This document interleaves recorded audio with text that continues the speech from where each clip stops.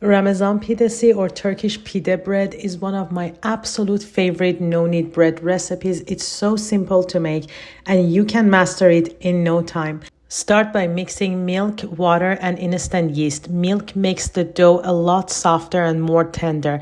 Then add the egg white, save the egg yolk, a little bit of olive oil, give it another mix, and then go in with the dry ingredients, which is flour and salt.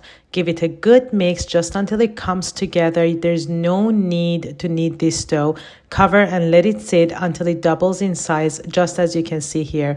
The dough is pretty sticky at this point, so don't worry. Just make sure to flour your surface really well and then bring the dough together as you can see here. It's very important not to add too much flour to the dough because you still want the bread to be very soft and very fluffy. So just use enough flour for you to be able to bring the dough together easily. To give Ramazan Pidesi that beautiful color, mix some yogurt with the egg yolk that you saved from before and a little bit of water. Place the dough on the baking sheet, spoon some of the glaze on the dough, and with your fingers spread into an oval shape with about half an inch thickness.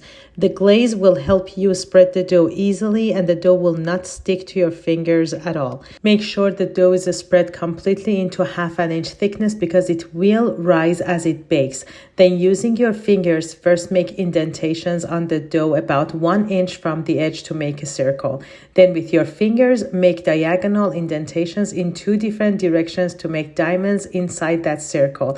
Make sure that you're going deep here because you want the bread to keep its shape and that signature look once done. Then top with sesame seeds and nigella seeds and bake it in the oven for 25 to 30 minutes until it's golden on top. Once out of the oven, you can keep the bread covered to keep it soft. It is so delicious. This bread is perfect for breakfast with some cheese, walnuts, jam, butter, honey. It's just the perfect addition to your table. Give it a try and as always, enjoy.